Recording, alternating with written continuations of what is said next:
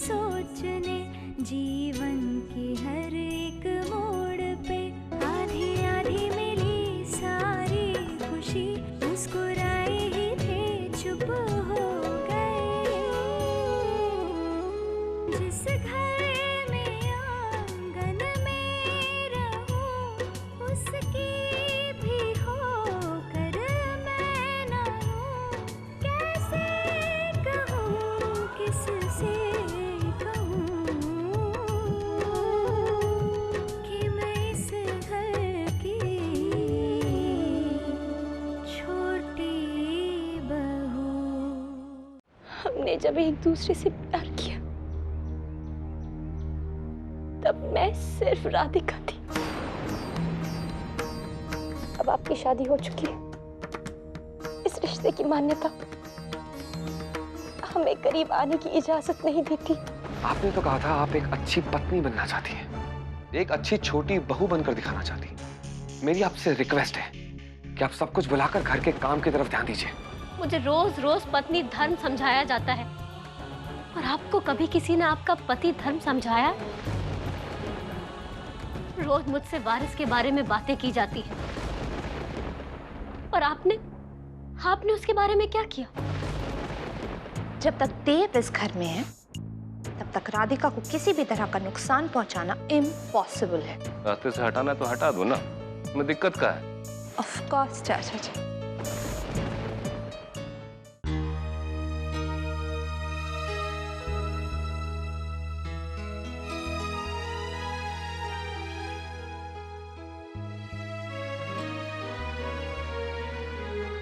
मैं जानता हूं भैया, आप मुझे यहां से दूर क्यों भेज रहे हैं और मुझे कोई ऐतराज भी नहीं। आखिर मैं अपनी जिम्मेदारियां निभाने ही तो जा रहा हूं।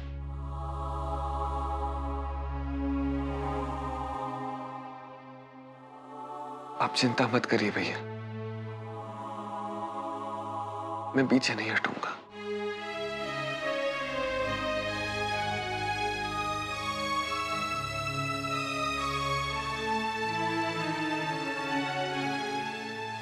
मुझे माफ कर दीजिए भैया।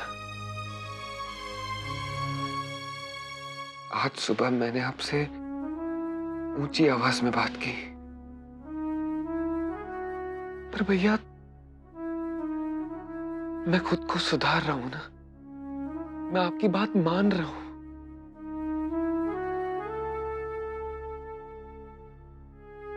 जा रहा हूं यहां से दूर,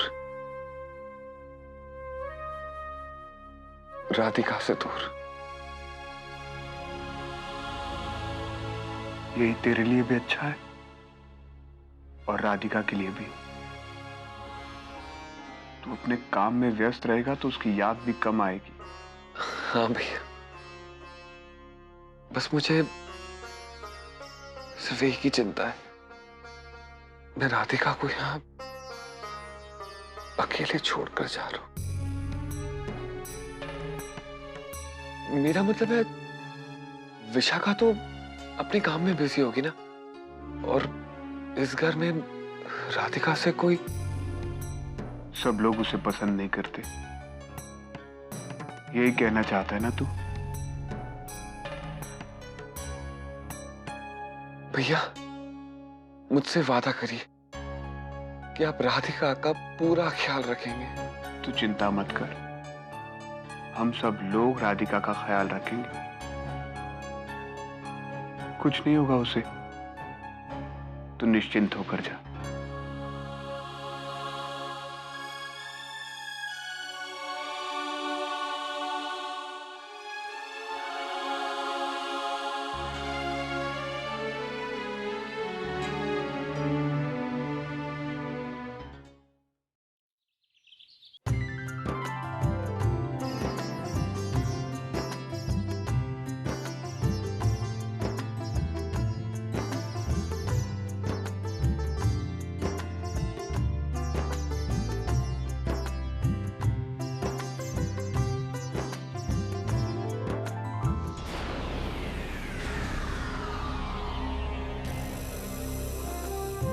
और ये लो, हवन की विभूति है ये, अपने पास रख।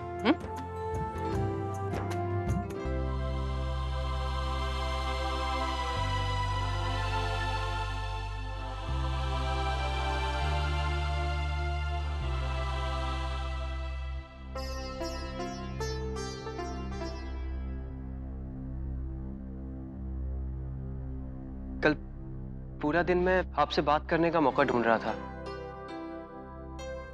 पर आप बात करने की स्थिति में नहीं थी। आज बात हो सकती थी, लेकिन मैं तो बाहर जा रहा हूं। अब तो लौट के ही बात हो पाएगी।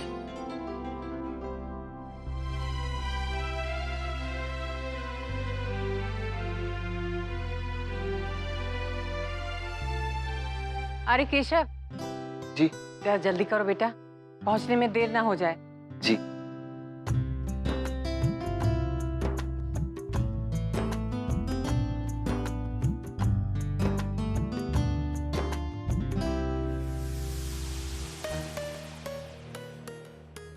इस कहानी से कुछ किरदारों को गायब करना था देव, जो तुम्हारे रहते मुमकिन नहीं था। अब तुम जा रहे हो तो देख लो, मैं अपने रास्ते की सबसे बड़ी रुकावट तुम्हारी राधिका को अपने रास्ते से कैसे हटाती हूँ।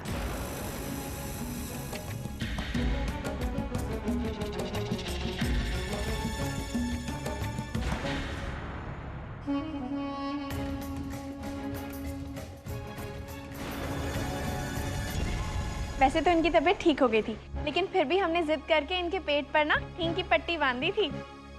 पता है, तुम्हारी किस्मत में ही होगा 7 दिन तक अपने पति से दूर रहना।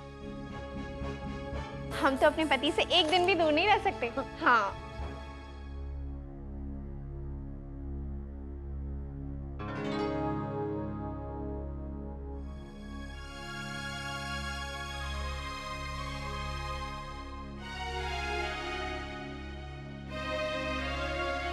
मैं समझ सकती हूँ तुम्हें कैसा लग रहा है।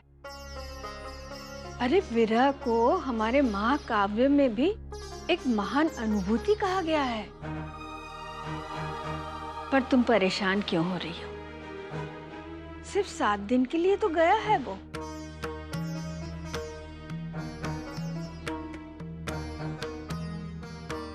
क्या सोच रही हो? दादी माँ की नजर से कुछ नहीं छुपता। हाँ, अरे केशव के दूर जाने से अगर तुम उदास हो तो इसमें गलत क्या है?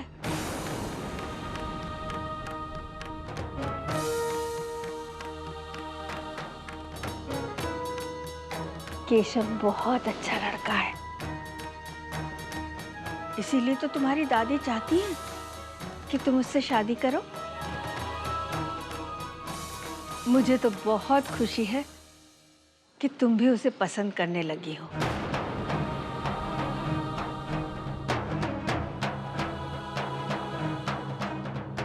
इसका मतलब तुम्हारी दादी का केशव को यहाँ भेजने का प्रयोजन सफल रहा। कहते हैं ना, दूरियां दिलों को नजदीक लाती है। तुम दोनों के साथ भी यही होने वाला है। देखना, जैसे केशव वापस आएगा ना, वो अपनी दिल की बात कहने में जरा भी देर नहीं लगाएगा। शर्मा गई। होता है बेटा, ऐसा ही होता है।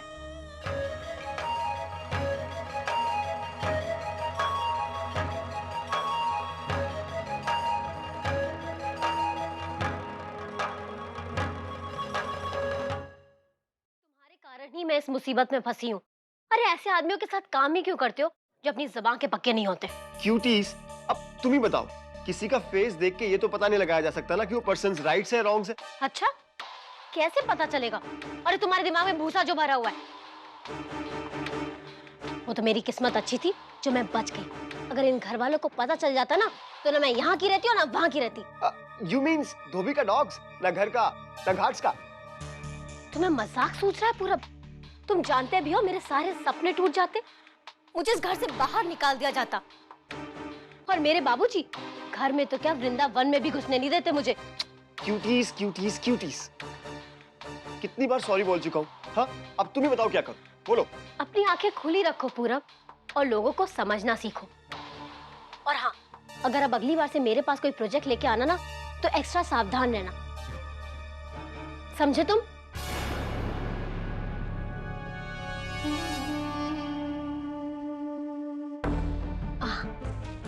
अच्छा ठीक है, मैं फोन रखती हूँ। और हाँ, बिना बात के मुझे फोन मत करना। जब कोई अच्छा प्रोजेक्ट हाथ में आए तभी मुझे कॉल करना। Okay bye. प्रोजेक्ट? ये प्रोजेक्ट के बारे में किससे बात कर रही थी? I mean, तुम्हारा भी कोई कांटेक्ट है इंडस्ट्री में?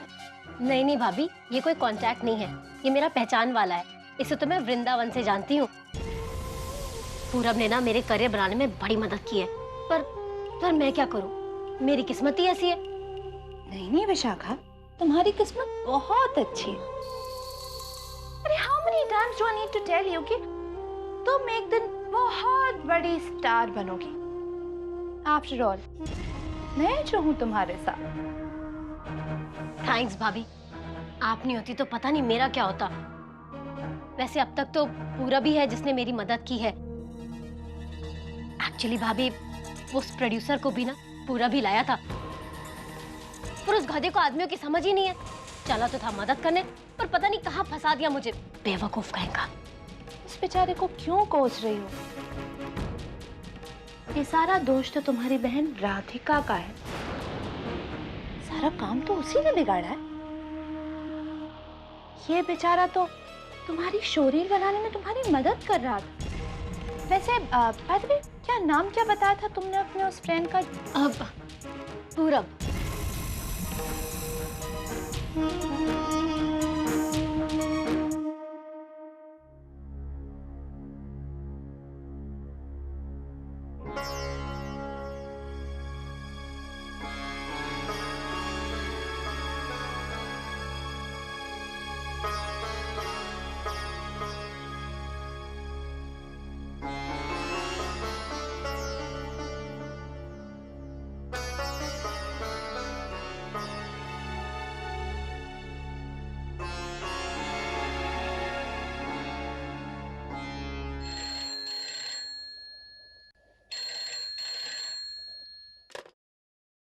हेलो हेलो माँ, राधिका, कैसी है बिटिया? अच्छी। वहाँ सब ठीक तो है ना? विशाखा, विशाखा कैसी है?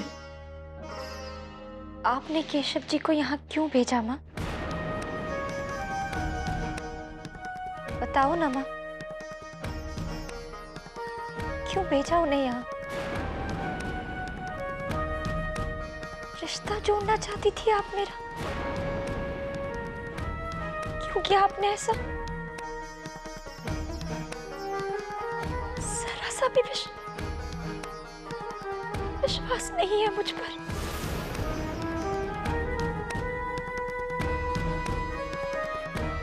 वचन दिया था ना मैंने आपको, तो मैं अपना वचन पूरा करने की पूरी कोशिश कर रही हूँ माँ।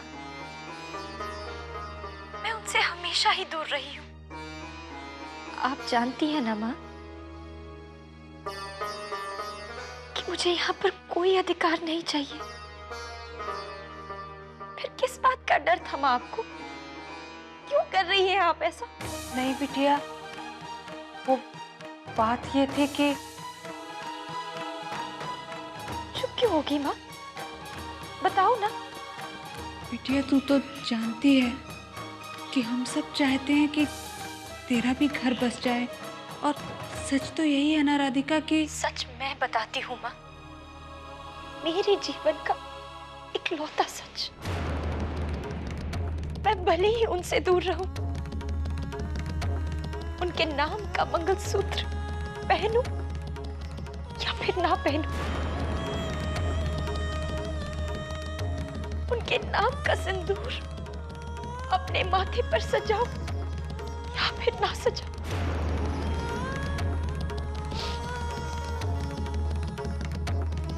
लेकिन मैं उनकी सुहागन हमेशा रहूंगी। मेरा उनके साथ ब्याह हुआ था ना माँ, और एक ब्याहता होते हुए मैं किसी और के साथ दोबारा शादी करने के बारे में सोच भी कैसे सकती हूँ? मैं अपने जीवन से खुश हूँ माँ। दुख तो मुझे सिर्फ इस बात का है, केशव जी जैसे अच्छे व्यक्ति के साथ आपने ऐसा किया।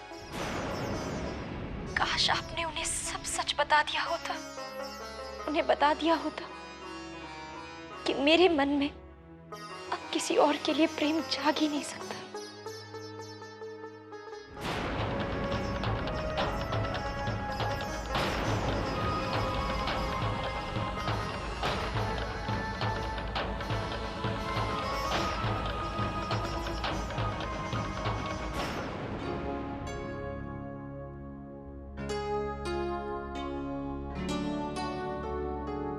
एक दूसरे के बिना हमें जीना सीखना होगा। जिसे खुद से भी ज्यादा प्यार किया, उसके बिना कैसे जिया जा सकता है? भैया हाईवे से जाना है। भैया हाईवे से जाना है भैया। हाँ, हाईवे से लेना।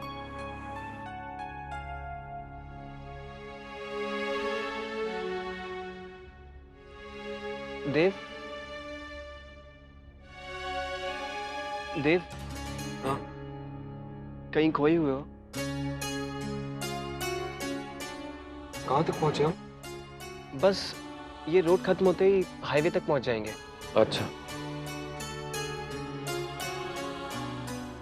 कुछ परेशान लग रहे हैं आप? नहीं, ऐसा कुछ नहीं। घर की याद आ रही है? हाँ, ऐसा कुछ ही समझ लो। कई बार घर छोड़ के आने का मन नहीं करता ना? किसका मन करता है अपने घर के लोगों को छोड़ के जाने का?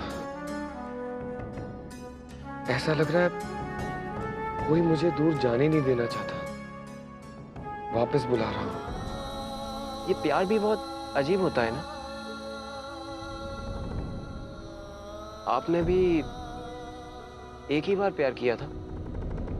हाँ, जिंदगी में मैंने सिर्फ एक लड़की से प्यार किया था और आज भी सिर्फ उसी से करता हूँ।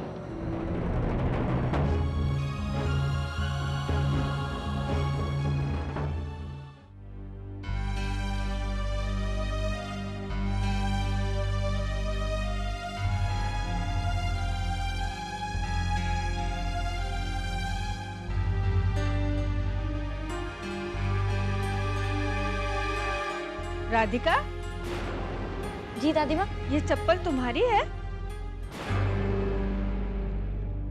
क्षमा कर दीजिए दादी माँ, इन्हें मैं किनारे में लगा देती। अरे नहीं नहीं, वो बात नहीं है, मैंने तो यूं ही कह दिया। वो कहते हैं ना, चप्पल पे चप्पल हो तो यात्रा का योग होता है। यात्रा? जैसे? घर से बाहर जाओ तो उसे यात्रा ही कहते हैं ना। तुम कहीं जा रही हो क्या? नहीं दादी माँ। खैर छोड़ो, ये सब अंधविश्वास की बातें हैं। पर क्या है कि बचपन से यही सुनते आए हैं और मानते आए हैं, इसीलिए मैंने कह दिया। जाओ तुम अपना काम करो।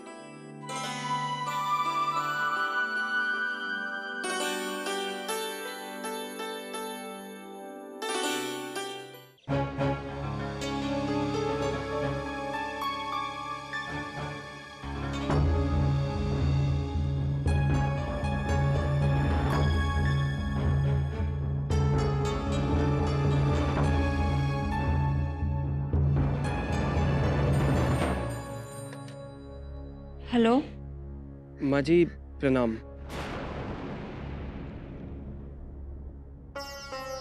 अरे बेटा, कैसे हो तुम? कैसा लग रहा है वहाँ? कैसा लगना चाहिए माँ जी? ये क्या कह रहे हो बेटा तुम? आप सब जानती थी ना? किस बारे में? राधिका जी और देव के बारे में।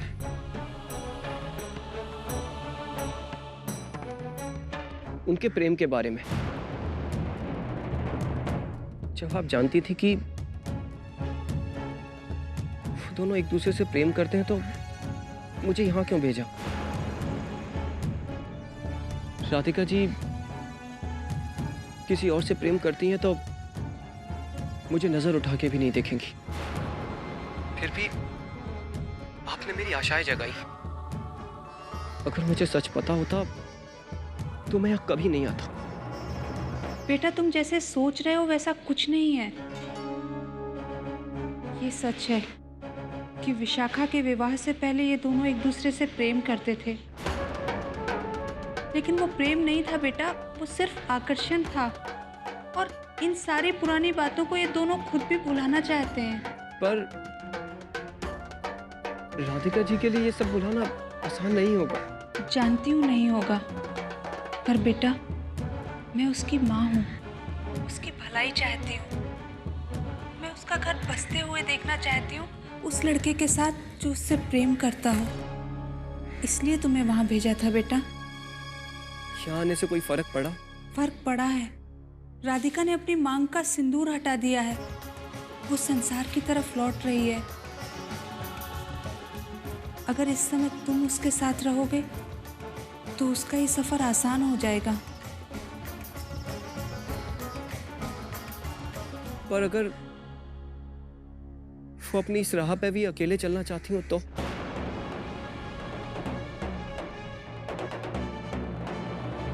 अब मैं बाद में बात करता हूँ। भैया चाय का क्या हुआ?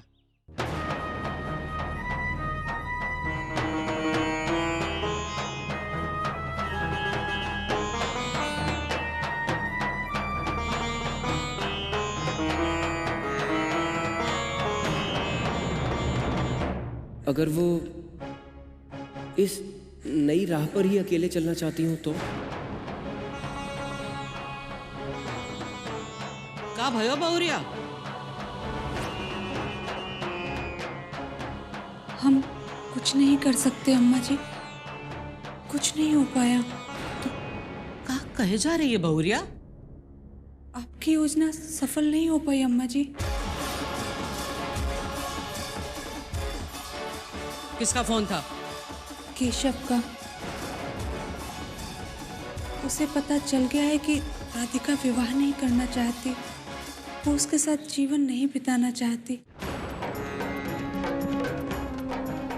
हमें पंडित जी ने चेतावनी दी थी अम्मा जी कि राधिका और देवबाबू का बंधन अटूट है। स्वयं भगवान ने उसे जोड़ा है, हमें उनका रिश्ता तोड़ने की कोशिश ही नहीं करनी चाहिए थी। चुप कर बहुरिया, चुप कर। ये सुन्नी मोको ही सब बातें। अरे एक योजना सफल ना हुई है ना, मुको उससे कोई अंतर ना पड़े। मैं हार मानकर कि पोती की जिंदगी उजड़ते नहीं देख सकती।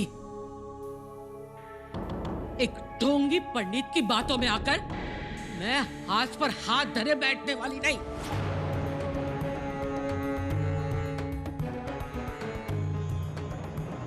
राधिका और देव बाबू को अलग करना ही पड़ेगा।